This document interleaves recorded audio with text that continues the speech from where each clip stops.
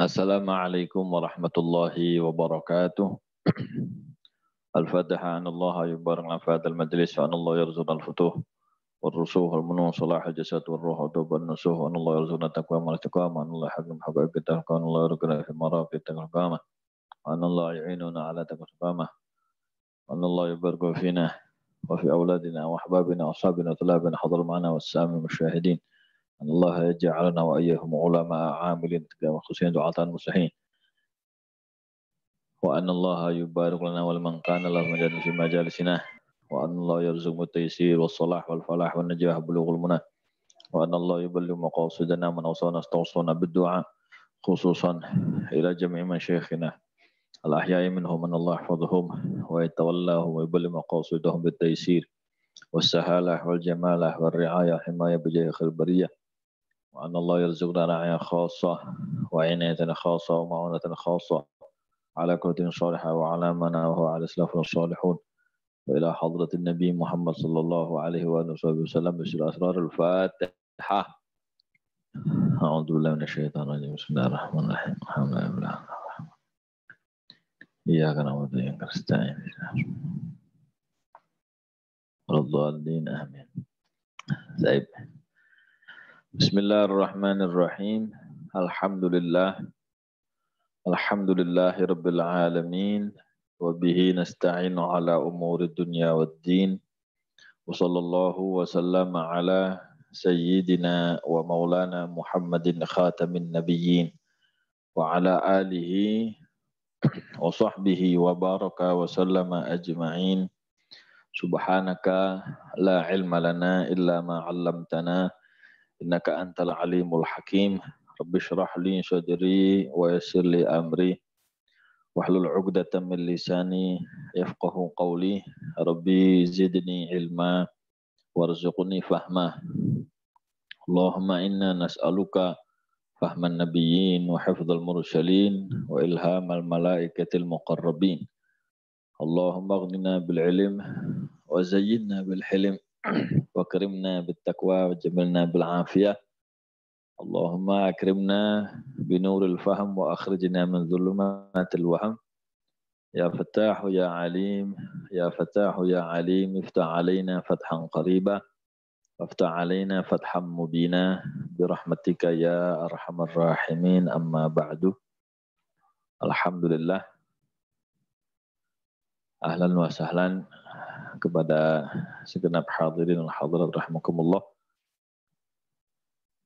Kita bisa bertemu kembali baik via dunia nyata maupun di dunia maya, baik via streaming maupun Zoom. Moga-moga apapun wasilah perjumpaan kita menjadikan salah satu sebab keberkahan, keselamatan, keberuntungan kita di dunia wa fil barzakh ila yaumil qiyamah insyaallah. Kesempatan yang berkah ini di awal saya menyampaikan ya, mengundang buat khusus muslimah ya. Ini ada undangan maulid di insyaallah tanggal 28 Rabiul Awal atau Sabtu 14 November di Majelis dan Pondok Pesantren Darul Futuh di sini insyaallah maulid tahunan khusus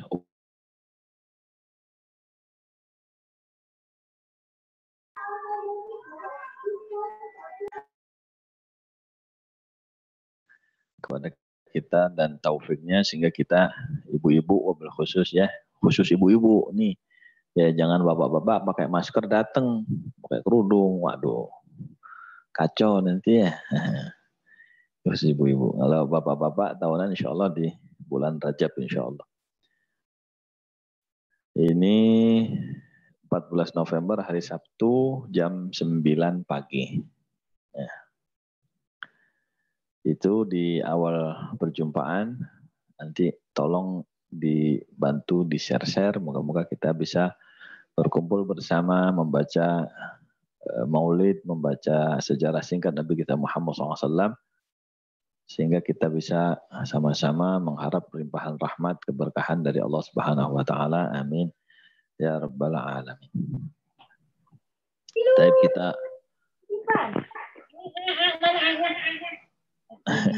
ada backsound. Baik, kita lanjut di fikih munakahat. Kemarin terakhir di antara adab yang perlu diperhatikan di dalam berumah tangga untuk mencapai tujuan sakinah, mawaddah, warahmah, agar supaya kita bisa berumah tangga langgeng, tidak hanya sampai aki-aki nini-nini ya. Kembali tujuan jangka panjang berkeluarga ya, kita ingin meraih status ya, meraih karir, dipanggil sama Allah Subhanahu wa taala bersama istri kita, bersama anak istri kita, dengan panggilan yang dibanggakan, dengan panggilan yang diharap-harapkan, yakni sebagaimana digambarkan dalam Al-Qur'an, udkhulul jannata antum wa azwajukum tuhbarun. Jadi tujuannya bukan sampai aki-aki ini ya, tapi butuh ilmu ya, adab-adab sehingga fid dunya ila yaumil qiyamah. Makanya di adab yang kelima, yang keenam kemarin, yang perlu diperhatikan adalah memberi nafkah yang benar dalam pengaturannya, ya, niatannya, dan juga yang paling penting jangan sampai ya, diberi nafkah dari hasil yang haram. Jangan sampai diberi nafkah haram anak istri kita, wala'iyadzubillah. Sebab itu kata Imam Ghazali, fa inna dzalika jinayatun 'alaiha. Seperti itu merupakan satu jinayah, yakni satu kriminal besar, ya, satu kriminalitas yang dilakukan oleh seorang suami kepada istrinya, sebab itu menyebabkan murka Allah Subhanahu wa taala, kemasukan sesuatu yang haram, ya, menyebabkan ibadah nggak diterima, ya, menyebabkan daging kita ya tumbuh dari barang yang haram, wala'idzubillah, sehingga kecondongan tabiatnya akan menuju kepada hal-hal yang negatif. Itu terakhir pembahasan. Nah, sekarang yang ketujuh ya. Qala al-mu'allif rahimahullah ta'ala wa nafa'ana bihi bu'ulumihi fid dharain amin. Yang ketujuh, as-sabi'u ayyata'allamal mutazawwiju min ilmil haidhi wa ahkamih ma yahtadizu bihil ihtirazal wajib. Hendaknya ya, seorang yang berumah tangga, yang menikah, al-mutazawwij, itu mempelajari atau belajar ilmu haid. Ya, walaupun suaminya enggak haid, tapi wajib mempelajari itu. Wa ahkamihi, dan hukum-hukumnya haid. Sebatas apa? Ma yahtaruzu bil ihtirazal wajib. Sebatas kita bisa berhati-hati ya, dalam kaitan kehati-hatian yang wajib-wajib.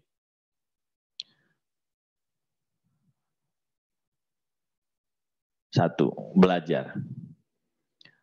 Syukur-syukur adabnya lagi, wa yu'allimu zaujatahu ahkamas shalah. Adabnya suami itu bisa ngajarin istrinya hukum-hukum sholat. Gitu. Soalnya kan dulu kita brosurnya itu, wah, pengen mencari imam, cari pembimbing, ya. Lah situ nyari pembimbing, walau pembimbingnya nggak bisa ngajarin. Nah, gitu. Itu baru suami yang asli. Ya, itu suami yang asli. Kalau enggak berarti suami model ayam jago. Suami cap ayam jago kayak mangkok. Kan ada mangkok ayam jago itu. Dia hanya bisa bikin ayam babon bertelur. Apa ayam jago ngajarin? Enggak. Paling banter ayam jago itu manggil kalau ada makanan. Petok, petok, petok, petok. Nah, kumpul ini ada makanan gitu ya. Ini jadi suami jangan cuma begitu. Ya, mikirin nafkah, mikirin. Nah, tapi ada adab. Yang ketujuh, harus bisa mengajar kepada istri dan anak-anaknya. Kemudian kalau kita merujuk ke kitab Imam Abdullah Haddad dalam kitab An-Nasaihah Ad-Diniyah, ya, ada yang keempat ya, dari kewajiban suami itu ayyu'allimahum wadhaifad diniyah, ya, mengajarkan kepada mereka apa ya, tugas-tugas keagamaan, kegiatan-kegiatan keagamaan, tertib keagamaan yang harus dijaga dalam kehidupan sehari-hari. Ya, bisa ngajarin tadi hukum sholat, wama yuqdha minha fil haid. Mana sholat yang harus diqadha kalau haid. Ya. Wama la yuqdha, mana sholat yang tidak perlu diqadha. Ya. Kalau sholat yang diqadha misalnya haidnya berhenti jam 4 sore. Ya, karena zuhur waktu uzurnya ya itu bisa dijamak dengan asar. Nah, berarti kalau berhentinya sholat sebelumnya bisa dijamak, maka sholat sebelumnya itu wajib diqadha. Nah, ini yang contoh-contoh kajian fikih seperti ini. Suami ini nggak cukup punya kejantanan, bukan itu mah ayam mbek punya ya. Jadi laki-laki itu ya, apalagi yang lagi rame sekarang ya, sudah ngajar, sudah jadi ustadz, cuma ustadz ibu-ibu, istrinya orang, wah diajarin, ya, istrinya sendiri kagak. Nah ini kan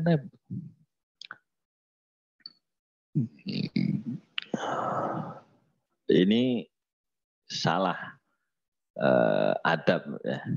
Ini satu kewajiban suami. Kalau nggak bisa, wajib suami mencarikan solusi. Imam mengizini istrinya untuk belajar keluar, ya. Atau kalau enggak, ya membaca. Itu kewajiban suami. Mengajarkan istrinya hukum sholat dan masalah qadha dan yang tidak qadha sholat. Fa innahu umira bi ayyaqiha an-nar biqaulihi ta'ala qu anfusakum wa ahlikum nar. Sebab suami itu diperintah sama Allah untuk menjaga istri dan anak-anaknya, istri dan keluarganya dari api neraka. Dengan firman Allah, qu anfusakum wa ahlikum nar. Jagalah diri kalian. Ini kita dulu harus ngerti halal haram, ngerti mana yang wajib, mana yang sunnah, mana haram, mana makruh, mana yang mubah. Ya, sebagai bapak harus ngerti dulu. Ya, diajarkan anaknya mana yang nggak boleh, mana yang nggak pantas, mana yang makruh. Kalau orang tua dulu di timur bahasanya orailok. Nah, kalau sudah orailok itu berarti makruh. Ya. Kalau di sini pamali misalnya, oh berarti makruh. Kalau di Hadramut dulu aib, ada aib. Jadi satu hal yang jelek yang dimakruhkan dalam syariat. Nah ini bahasa-bahasa yang dipakai oleh para ulama kita ya untuk ya mendidik, mengarahkan putra-putrinya. Nah ini harus dihidupkan lagi. Sekarang orang karena nggak ada yang menegur mana yang haram, mana yang makruh, ya udah jadi kacau balau akhirnya ya. Nggak ngerti. Sebab selama ini tidak ada yang menyalahkan, nggak ada yang negur, nggak ada yang mengarahkan. Harusnya itu tugas setiap suami. Nah, ini orang tua tidak mengarahkan anaknya, tidak mengajarkan. Nah, ini kesalahan terbesar. Itu kedurhakaan orang tua terhadap anak istrinya. Jadi kalau ada anak istri durhaka, pasti karena suami bapaknya durhaka dulu kepada mereka. Gitu. Kan Sayyidina Umar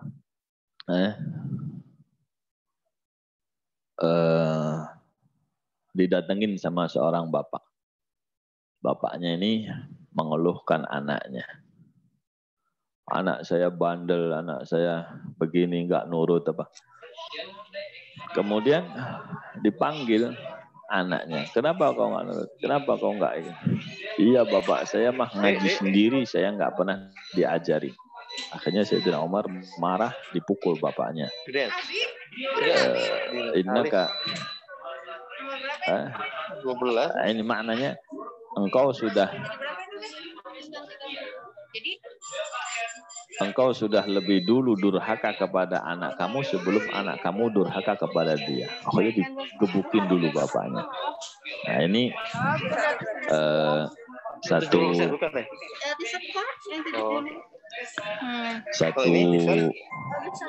musibah ya, yang sekarang melanda umat Islam, banyak dosa durhakanya seorang suami kepada anggota keluarganya, sehingga Allah Subhanahu Wa Taala ya, sebagaimana kita tahu banyak terjadi musibah, bala, ya berapa banyak suami yang nggak ngajarin istrinya, wala ngajarin anaknya, nganterin, mengarahkan ke pesantren kagak, ke musola, ke pengajian kagak, ini durhakanya double. Udah bahlul nggak bisa ngajar, udah butuh, ya tidak ya, mengarahkan anaknya untuk belajar. Dia sendiri cilaka dan mencelakai anggota keluarganya, waliyadzubillah. Nah ini di sini. Apa dalilnya? Ku anfusakum wa ahlikum nar. Jagalah. Artinya kalau sebagai kalau sebagai suami jangan sampai tidak menjaga anak istrinya. Nah, gimana menjaga anak istri dari neraka? Kata Imam Ghazali, mengajarkan hukum-hukum Allah Subhanahu Wa Taala. Ini secara garis besar mengajarkan syariat Allah, ya, adab-adabnya Rasulullah, akhlaknya Rasulullah Sallallahu Alaihi Wasallam. Fa'alaihi ayyulaqinaha i'tiqad ahli sunnah. Nah, yang pertama bagi dia, bagi suami wajib mentalkinkan keyakinan ahlu sunnah. Oh, apa nih i'tiqad ahlu sunnah? Nah, diajarkan sama Imam Ghazali dalam kitab Qawaidul Aqaid, ya. Dalam kitab Qawaidul Aqaid Ihya Ulumuddin, kemudian Imam Abdullah Al-Haddad di akhir kemarin alhamdulillah sudah kita khatamkan kitab An-Nasaih Ad-Diniyah wa annahu ta'ala, atau minimal akidah yang ada di awal kitab Ar-Risalah Al-Jami'ah. Ini ditalkin wa annahu ta'ala mawjudun dan seterusnya.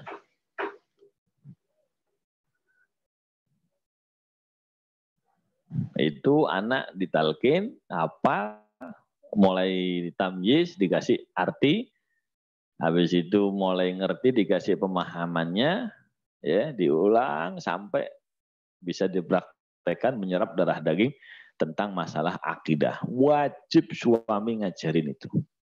Lah ini suaminya Risalatul Jami'ah kagak ngaji, Aqidatul Awam kagak ngerti, sifat wajib 20 Allah nggak paham, habis itu sifat Allahumma shalli Muhammad, sifat mustahil bagi Allah nggak paham, sifat wajib bagi Nabi dan Rasul nggak paham. Ada akidah Ahlussunnah wal Jamaah, ini harus ngerti seorang suami. Wailah kita punya ya, pelanggaran itu. Ya, tahu-tahu akidah anak kita ikut Wahabi, ikut Syiah, ikut. Nah, ini karena kita tidak mengerti maksud Allah. Ku anfusakum wa ahlikum naro, jaga. Apa saja yang menyebabkan dia ke neraka?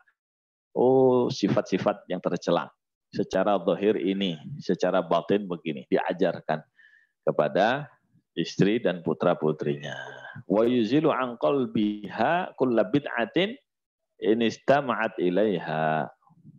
Dan hendaknya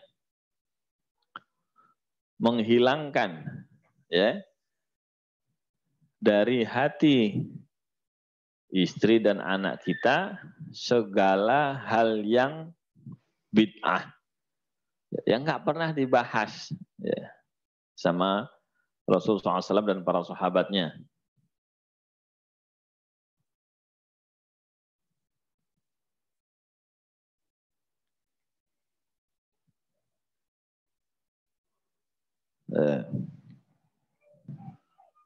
Apa yang dimaksud bid'ah di sini? Yakni keyakinan-keyakinan yang baru, pembahasan-pembahasan yang baru. Ya, dulu nggak ada sahabat yang mendalami. Kita cukup akidah yang mujmal ya secara global. Ada mazhab Imam Ghazali cukup akidah secara global. Yang penting kita yakin la ilaha illallah ya, Allah bersifat, Allah wujud kita baqamu, udah kita yakin itu udah cukup ya.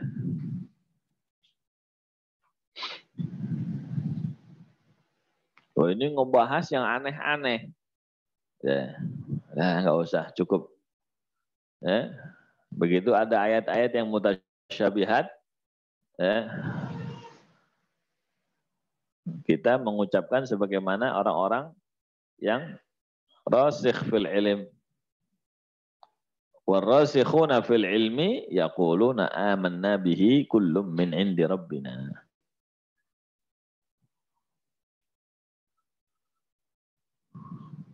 Begitu ada pembahasan, boleh wudhu belum bisa ngebahas arsy wal kursi. Ya, ngebahas hal-hal yang berkaitan dengan apa sifat-sifat Allah yang ayat-ayat mutasyabihat. Ini bahaya. Ya. Ya, hilangkan itu dari hati keluarga kita. Ini istama'at ilaiha wa yukhawifuha billah wa yukhawifuha billahi ta'ala. Kalau istri atau anak kita suka ngedengerin kepercayaan akidah-akidah yang gak benar. Ya, semua orang dikafirin, dikit-dikit disesatin, kayak dia benar sendiri. Wa yukhawifuha billahi ta'ala. Dan hendaknya istri tadi ditakut-takuti dengan Allah, dengan ancaman azab Allah. Intasahalat fi amriddin. Kalau istrinya ngeremehin urusan agama, ya, itu ditakuti sama azab Allah. Ya. Wa yu'allimuha min ahkamil haid wal istihadah ma tahtaju ilaih. Harus wajib bagi suami mengajarkan kepada istrinya hukum-hukum haid dan istihadah. Nah, apa istihadah itu? Damul fasad, darah yang rusak, yang keluar melebihi batas haid. Batas paling lama haid 15 hari. Ini melebihi 15 hari, berarti istihadah. Bagaimana kalau istihadah? Bagaimana sholatnya dia dan seterusnya. Apa yang dibutuhkan sama istri, suami wajib bisa ngajarin. Makanya ini ibu-ibu jangan gampang-gampang nyari suami ya. Yang penting hidung mancung, mata belok, kumis tebel. Ternyata anaknya baca ya Nabi Salam Alaik di dalam kamar mandi dikamplong. Nangis anaknya. Maknya datang. Kenapa ini? Nangis sih. Ini mah saya tadi di kampung kamar mandi. Loh Pak, kenapa naik kampung? Dia baca Quran di kamar mandi. Kata emaknya. Emang kau baca apa? Ya Nabi salam alaika. Loh itu bukan Quran Pak, itu mah maulidan. Oh gitu. Nangis bapaknya. Loh kenapa nangis? Loh saya sholat selama ini baca itu ya. Habis itu emaknya nangis. Loh Bu, kenapa kok ikut nangis? Oh selama ini saya baru tahu ya kalau sampean bahlul. Loh sholatnya suaminya lo salah. Nah, itu kalau bahlul permanen, ya apa bahlul permanen nih? Bodoh kok dipertahankan. Orang sekarang kan, ya saya kan orang awam, maklum lah. Kok jadi orang awam, bahlul kok bangga itu loh. Lu sampai kapan itu awam? Ya, oh maklum, saya kan anak SD misalnya gitu. Itu berapa tahun itu SD? SD mah 6 tahun. Lah kalau ada anak SD ngaku SD udah umur 30, saya SD. Nanti umur 40, saya maklum SD. Ini kok aneh manusia kok seneng bahlul permanen itu. Ya, nggak boleh begitu. Ya, nah ini harus belajar. Allah bakal menghukum ya suami-suami atau ibu-ibu yang bangga dengan bahlulnya tadi, ya, yang nggak mau ngaji, yang nggak mau belajar tadi, apa bakal diduharkai sama anaknya atau sama istrinya. Ya, itu balasan dari Allah di dunia. Ya, sebab dia nggak mau taat sama Allah, nggak mau tunduk untuk mempelajari ilmunya Allah, akhirnya anak istrinya juga nggak dikasih kagak nurut. Gitu. Itu kebanyakan hukuman di dunia. Sebab apa namanya kewajiban semuanya. Suami wajib belajar, istri wajib belajar untuk jadi madrasatul ula, untuk jadi madrasah. Ibu itu madrasah, bukan pengajar, madrasah. Ya. Jadi punya kurikulum, punya aturan, ya, punya macam-macam, namanya sekolah ya. Ya. Wal ilmu wa ilmul istihadhah yatul. Sedangkan di sini katakan ilmu tentang istihadhah itu panjang. Fa'amal alladhi la budda min irsyad nisa ilaihi fi amril haid bayanus shalawat allati taqdiha fa innaha muhim mahma inqata adamuha qubail al-maghrib bimiqdar raq'ah fa 'alaiha qada'u adh-dhuhr wal 'ashr. Oh, ini dikasih contoh.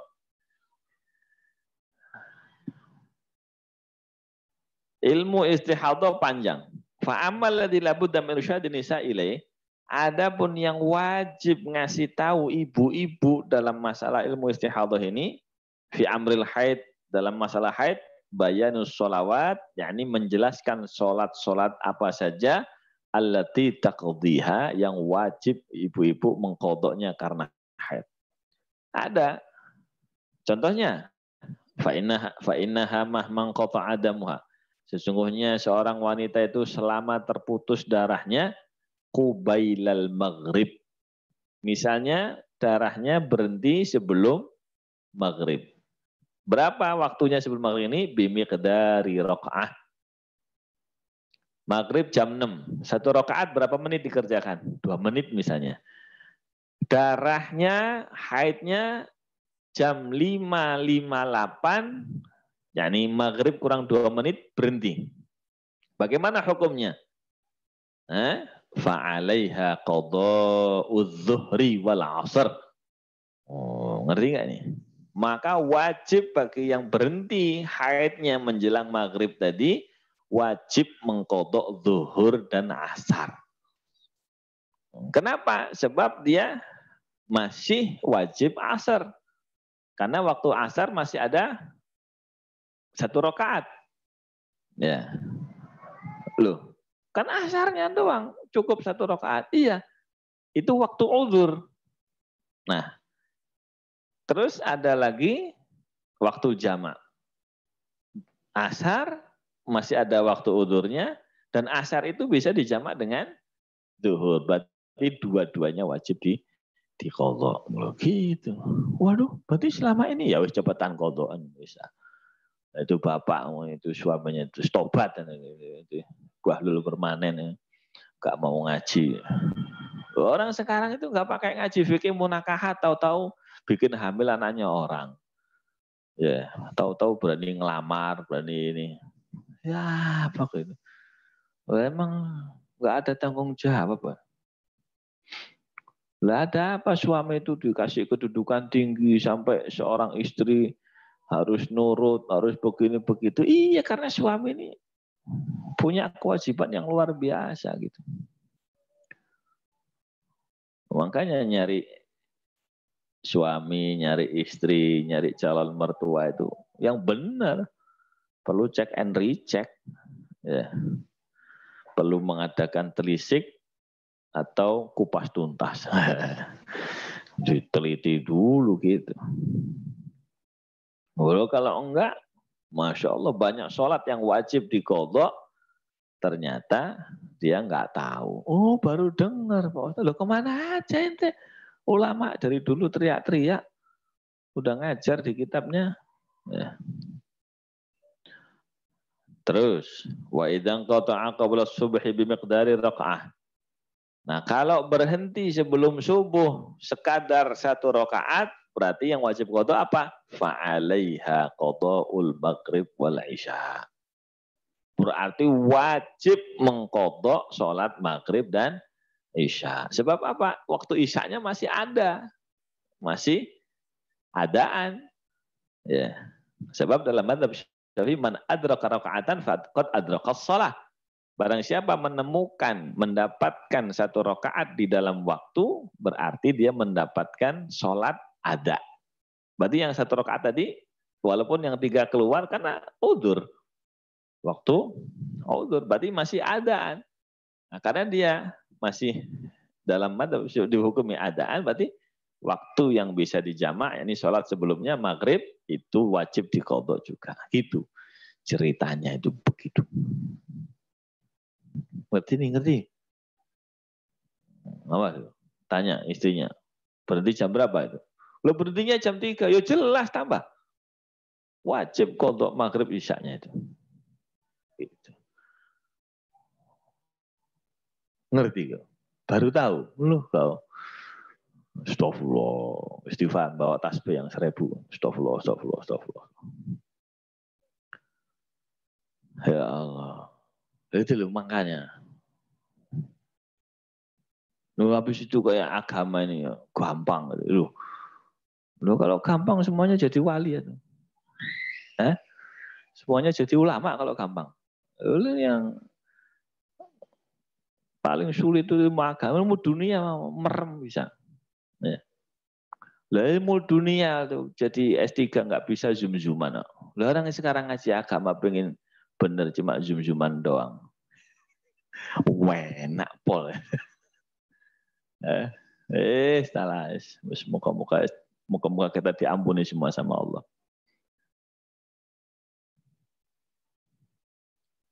Ada nggak lulusan kuliah yang cuma modal ketemu pakai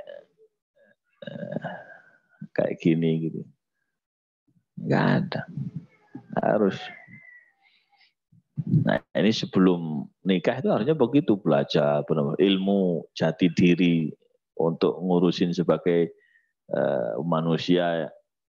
Laki-laki ngerti apa bedanya laki-laki, kelebihan kelemahannya, ilmu nafas, ilmu fikihnya, Masya Allah.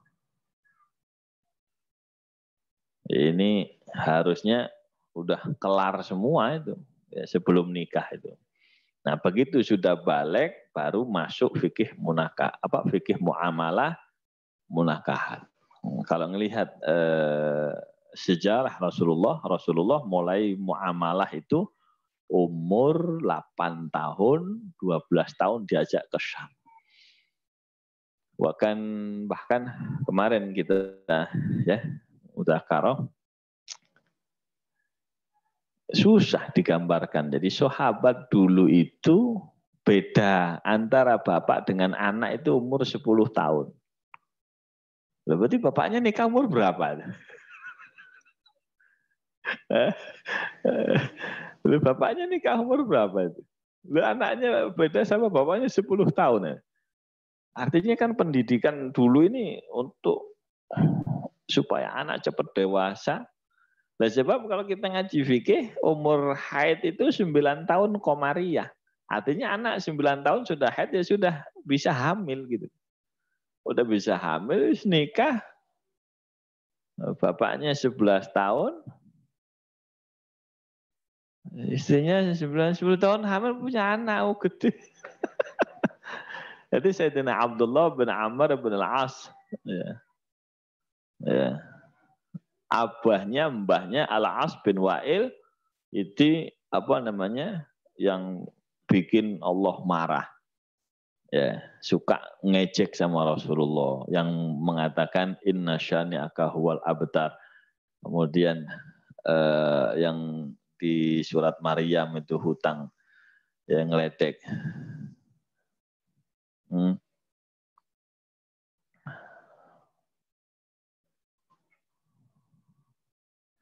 Kemudian apa wala yahuddu ala ta'amil miskin, ada semuanya turun tentang Al-As bin Wa'il. Anaknya masuk Islam, Amr bin Al-As yang membebaskan Mesir, memasukkan Islam pertama kali ke Mesir. Anaknya lagi sahabat juga Sayyidina Abdullah. Alim besar. Dikasih izin khusus sama Rasulullah untuk menulis hadis. Sementara sahabat yang lain mau nulis dilarang sama Rasulullah. Spesial Sayyidina Abdullah bin Amr bin Al-As dikasih izin khusus. Abdullah ini sama abahnya sama Amr beda 10 tahun. Ini nikah umur berapa? Kita udah poel, udah akar gigi udah tumbuh baru nikah. Akar gigi itu jenggot. Jenggot ini kan akarnya gigi. Lu baru sadar ibu-ibu nggak ngerti. Ya, giginya sudah berurat akar. Baru nikah. Telat pol. Sudah saya bahas di kesempatan ini. Sudah dipotong-potong sama anak-anak itu. Apa Nabi sunahnya nikah umur 25. Itu mah telat. Nabi nikahkan Sayyidina Ali umur berapa, nikahkan ya, Sayyidina Hasan wal Husain. Ya lihat aja sejarah ya. Nabi sendiri apa namanya umur 25 itu karena faktor ya. Silakan dicek situ.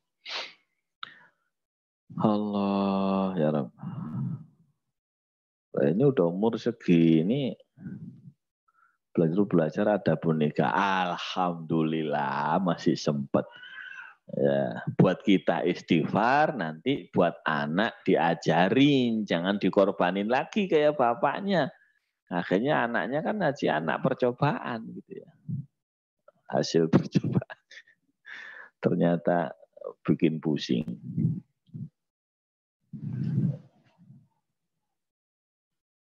Wahada aqallu ma yura'ihin nisa. Ini adalah paling sedikit yang harus diperhatikan oleh setiap wanita.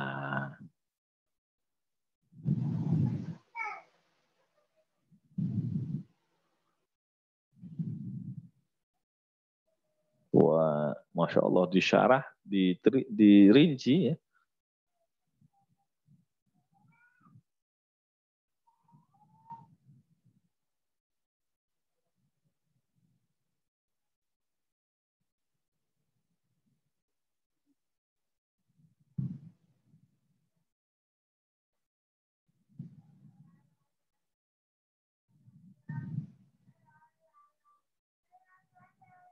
Itu di madhab Syafi'i.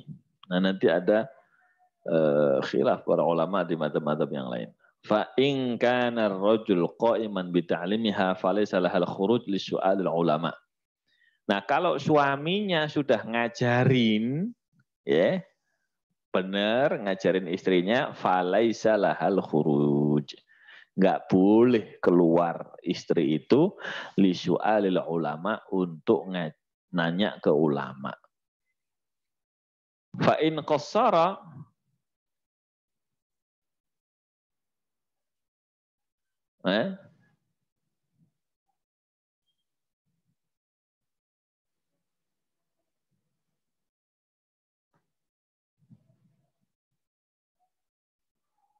apa ini?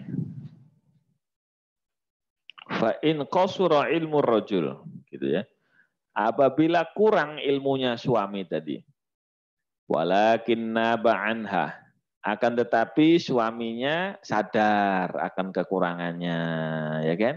Akhirnya menggantikan istrinya visuali dalam masalah bertanya kepada para ulama. Gimana kalau gitu? Fa akhbaroha, maka wajib suami mengabarkan hasil pertanyaan jawaban tadi bijawabil mufti dengan jawabnya seorang ahli fatwa, falaisa lahal khuruj, maka tetap istri nggak boleh keluar. Kewajiban yang nggak tahu mah tanya. Udah tanya dijawab, ya udah itu jawaban kita yang wajib kita amalkan, yaitu sekarang ditambahi mana dalilnya, aduh hancur dunia persilatan. Fa illam yakun dzalika, dan apabila suaminya enggak seperti itu, falahal khuruj lis-su'al, maka boleh istri keluar dari rumah untuk bertanya masalah ilmu wajib. Lama keluar, isinya cuma yasinan, tahlilan, tetap aja bahlul permanen, ya. Gak ngerti, harus pengajian yang diurusin seragam, yang diurusin arisan, kreditan, pakaian, aduh musibah.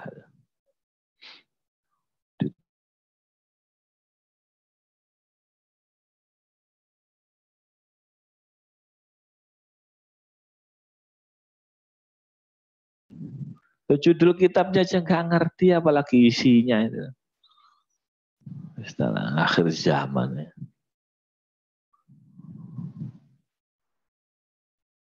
Boleh keluar istri kalau suaminya nggak bisa kayak tadi. Nggak bisa ngajarin, nggak bisa mewakilin dia tanya ke ulama, baru silahkan cari pengajian yang benar, yang ngaji. Mungkin munakahat. Suaminya, wis nggak usah keluar, ini aja kasih HP zoom-zooman. Ini suami.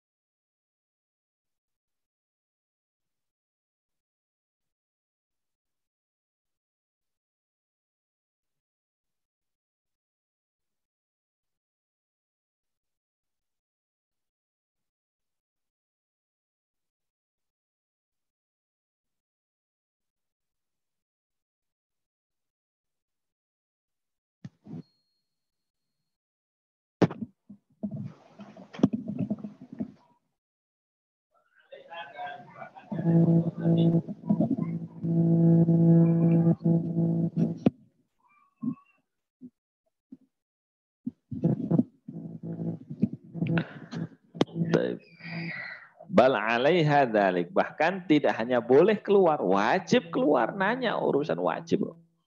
Gitu. Bahkan wa ya'sir rajul biman'iha. Dosa suami kalau ngelarang istrinya ngaji yang wajib. Gitu. Cuma hadir yasin, hadir hadroh, hadir maulid. Dilihat yang dibahas ini ilmu wajib nggak? Ceramahnya genah nggak? Ya, kalau ceramahnya ngebodor, ngalor ngidul kayak Sri Mulat, ya. Mending nonton Tukul sekalian. Ya. Ini asal. Kacau cuman sekarang.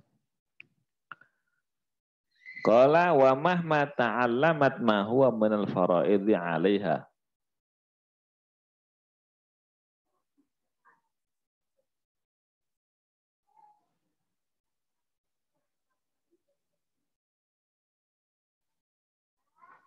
Ini gimana ini?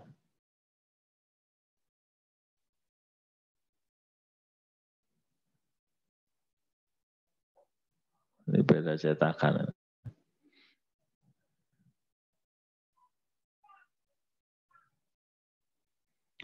Kalau di syarahnya wa mahma ta'allamat ma baqiya, bukan mahwa. Wa mahma ta'allamat ma baqiya minal faraidid diniyah, dan selama istri bisa belajar apa-apa dari sisa-sisa fardu agama yang wajib bagi dia, falaisa laha an takhruja ila majlisi dzikrin. Tuh, ya kan benar yang saya bilang. Ya kan? Falaisa laha an takhruja ila majlisi dzikrin. Maka enggak boleh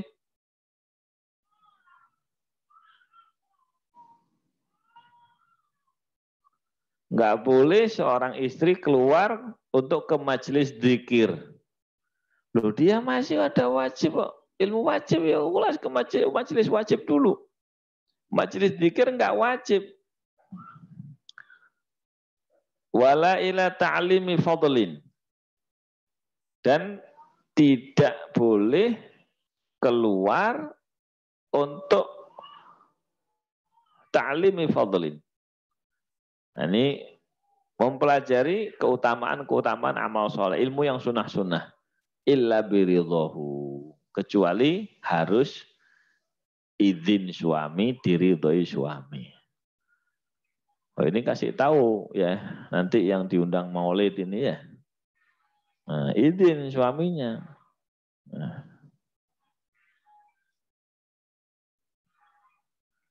bab yang wajib itu ngaji ta'lim fardu ain. Nah, itu pun dengan catatan kata syarih ma'al amni minal mafsadatil dhahirah. Harus diiringi dengan keamanan dari hal-hal yang merusak secara zahir.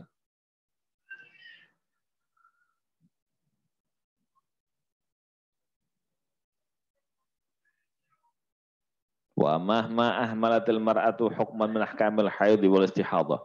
Dan selama seorang istri mengabaikan atau tidak peduli kepada hukum di antara hukum-hukum haid dan istihadhah, walam yu'allim harrajul, dan suaminya tidak mengajarkan, apa dampaknya?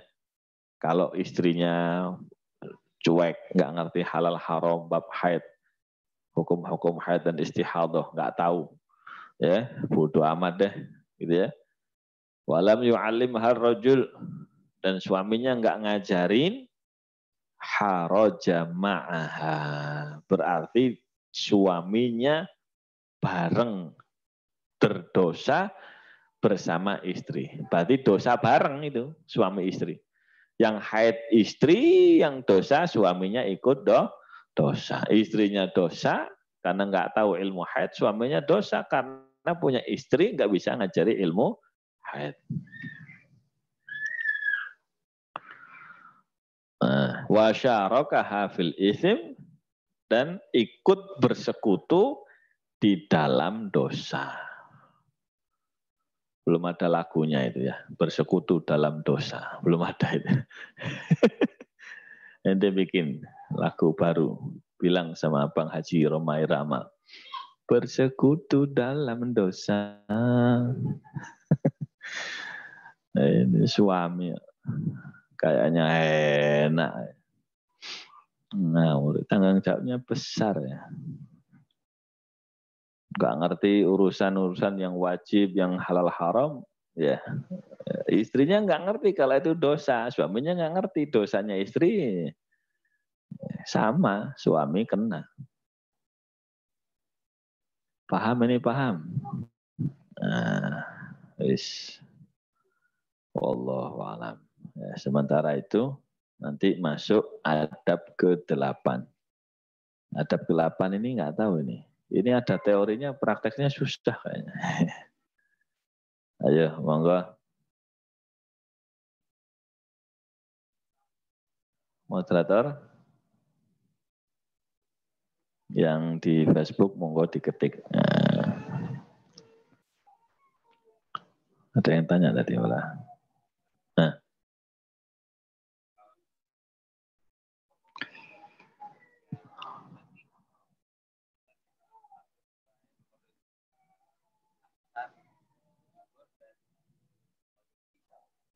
yang bisa dijamak. Kalau berhenti sebelum zuhur, ya berarti subuhnya doang. Isyaknya nggak pakai dijamak karena isya nggak bisa. Isyaknya nggak pakai dikodok, maaf. Karena subuh dan isya nggak bisa dijamak. Gitu. Ayo, monggo Pak Moderator. Halo.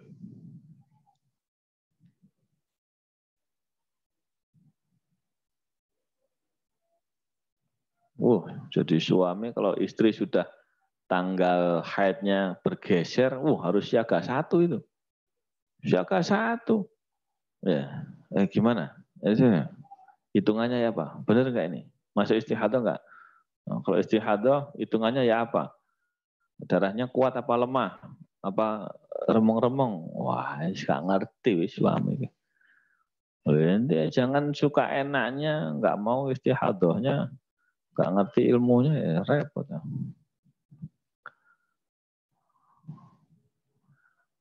Urusan sholat ya. Monggo. Ada yang ketik-ketik tadi apa tulisannya? Apa? Nggak kebaca.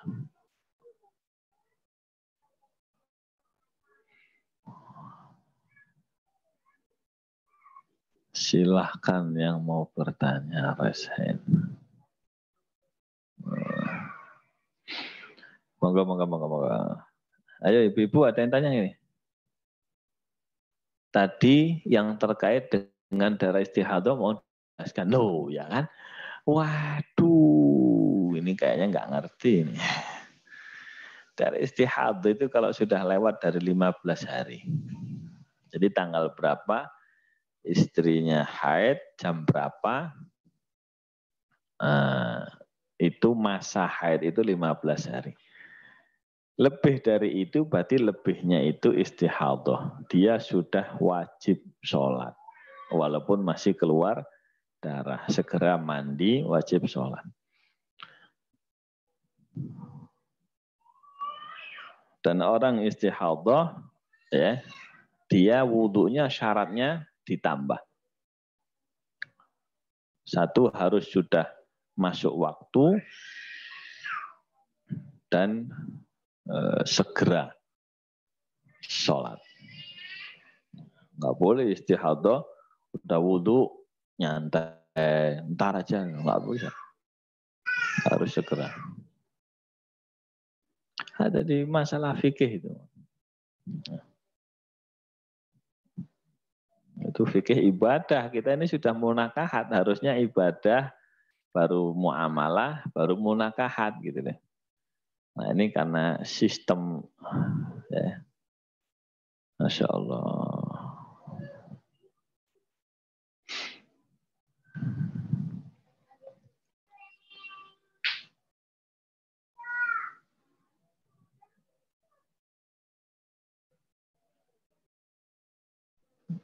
Ya itu istihadah itu. Sempat keluar darah dalam sebulan 2 kali. Ya, yang nggak keluar 4 hari ya jelas ada istihadah. Jelas istihadah berarti yang lebih dari 15 hari di awal bulan itu yang wajib diqadha. Nah, karena dia dikira haid, ya, dikira haid akhirnya nggak sholat padahal itu sudah bukan haid, itu sudah istihadah, darah penyakit, darah kotor. Ya, damul fasad disebutnya sama para ulama.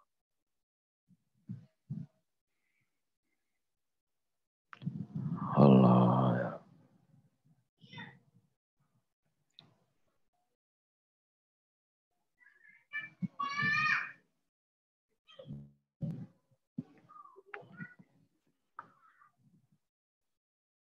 Hah?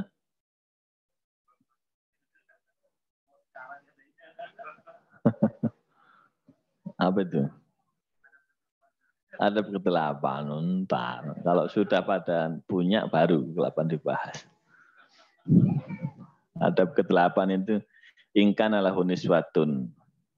Nah, kalau punya istri lebih dari satu. Berarti ini kan nggak usah dibahas, orang nggak ada yang lebih. Itu istri pas-pasan gitu, mau ngebahas. Ntar kalau ada lebih baru ngebahas. Ingkan ala huniswatun.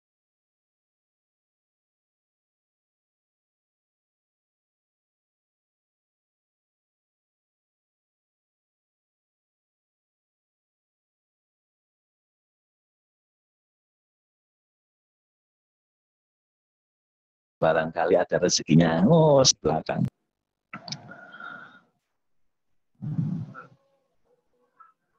Nah,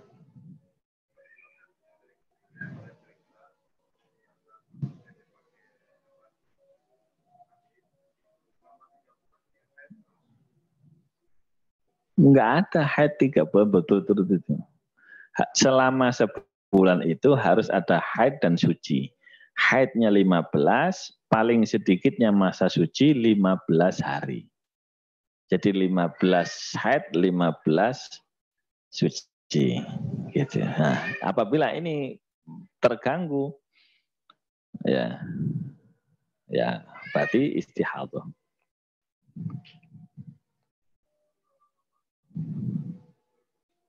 Iya ada istihadahnya. Harus dihitung ulang itu. Nah, makanya ini nggak gampang, bisa-bisa kita kena pasal. Apa tadi pertanyaan ini? Ini kemana Pak Moderator nih? Tanya ke istri.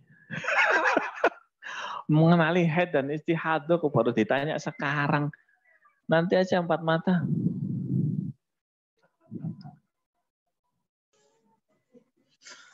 Assalamualaikum.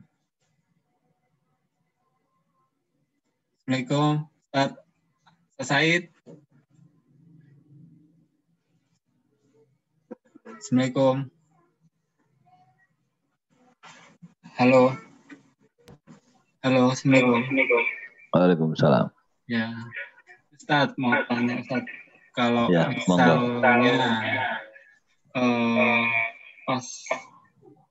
posisi haid kan kadang bercak sedikit jamnya ini kan mendekati misalnya mau maghrib gitu, jam yang tadi Ustaz Said bilang kalau misalnya maghribnya jam 5:30, nah haidnya itu jam 5:28 gitu ya, kan tinggal 2 menit posisinya. Nah itu dia akhirnya punya kewajiban sholat asar kan Ustaz ya, itu gimana menjalankan Ustaz?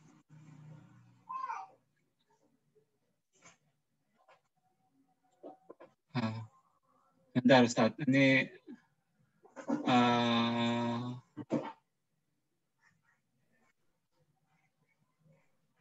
Halo ya.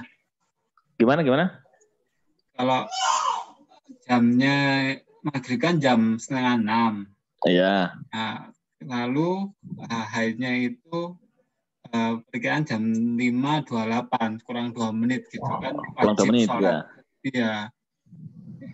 Itu dijalankan di waktu maghrib atau gimana? Itu kan qadha. Kalau qadha itu artinya ya sudah di luar waktu gitu loh. Boleh di maghrib, boleh isya, boleh pas subuh. Berarti duhur asarnya itu bisa dikerjakan kapan saja. Yang penting dia qadha. Artinya qadha itu membayar hutang. Gitu. Oh gitu. Kalau posisi misalnya gini, ada satu kasus misalnya gini. Posisi pada saat tidur dan jamnya itu tidak tahu, Ustaz. Itu bagaimana, Ustaz? Posisi bisa diperkirakan, ya kan? Perkiraan. Kalau dia sudah hari akhir itu harus hati-hati. Jadi kebiasaannya berhenti haidnya jam berapa, nah itu mendekati jam-jam kebiasaan itu sudah harus sering ngecek gitu ya, supaya tahu berhentinya pasnya jam berapa karena kaitannya dengan kewajiban tadi. Berarti jam-jam haid itu dicatat ya, apa diingat-ingat gitu? Iya dicatat. Hari awal sama hari akhir berpatokan sama bulan sebelumnya. Gitu.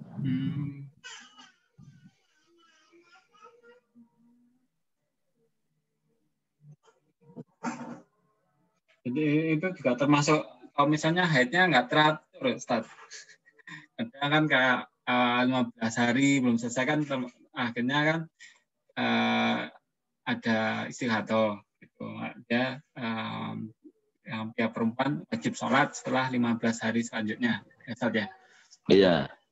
Kalau itu misalnya berdasarkan jam ya Ustaz ya. Segini misalnya jam 5, 15 hari kemudian itu ya jam 5 gitu Ustaz. Iya.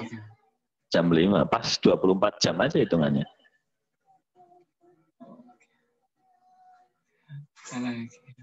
Mungkin ada dari teman-teman Ustaz yang mau menambahkan. Sambil saya belajar juga ini Ustaz. Iya, Masya Allah, permasalahan yang urgent. Pembahasannya kalau kita pikir panjang, bab haid itu panjang, jelimet. Makanya kata Imam Ghazali, pembahasan fikih haid dan istihadah itu panjang. Jadi ini beliau ambilkan yang banyak kesalahan itu masalah mengkodok sholat. Ya, dia anggap sholat zuhurnya itu nggak wajib diganti, nggak wajib dikodok, tapi karena sholat zuhur itu masih punya waktu udhur, yakni bisa dijamak dengan asar. Ya, kalau haidnya berhenti di akhir asar, masih kurang 2 menit, maka hukum fikihnya zuhur dan asar wajib diganti. Ya, wajib dikodok. Nah, kapan gantinya ya bebas, 5 waktu boleh. Gitu. Nah, ini kepikiran lagi ya. Misalnya kan ini ilmunya kan baru tahu, Ustaz.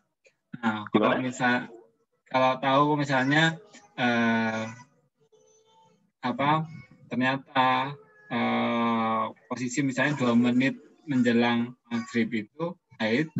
Nah, kita dari istri ini ada kekurangan di bulan-bulan yang lalu gitu. Apakah wajib membayar nggak? Baru tahunya sekarang ini, Ustaz.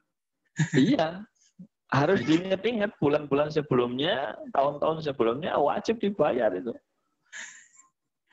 Jadi baru tahu sekarang ini bayar yang misalnya jam 1 tahun atau 2 tahun yang lalu, Ustaz. Iya. Begitu. Kalau gitu dia ya, mulai tahunnya sekarang ya berarti mulai balik. Ya Allah. Ada selain membayar sholat ada ini enggak? Denda atau fidyah gitu enggak ada ya? Enggak ada ya. Insya Allah.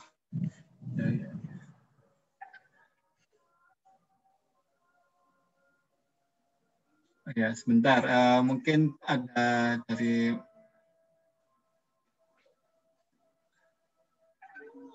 ya sementara seperti itu dulu ya. Ini sudah adzan maghrib, insya Allah dilanjut di kesempatan berikutnya.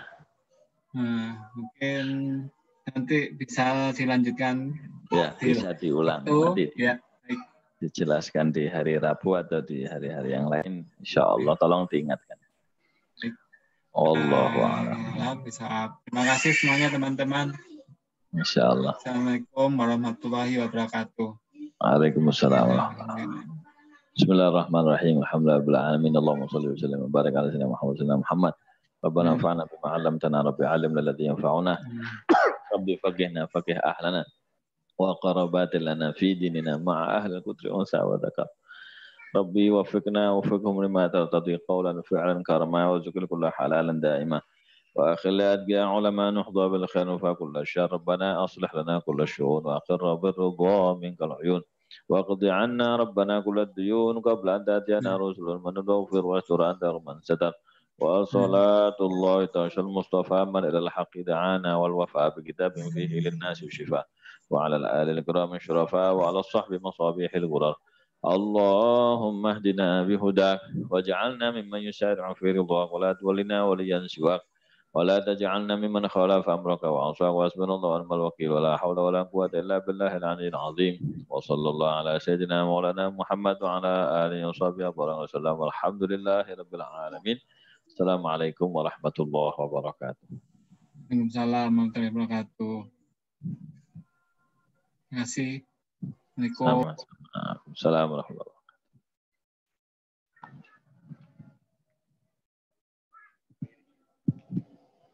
Mana tadi? Itu. Pak C, sampun.